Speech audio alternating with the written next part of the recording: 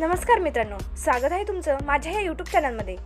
आज आपण बघणार आहोत भंगारपासून दिवे कसे बनवायचे। तर चला मग स्टार्ट करूया।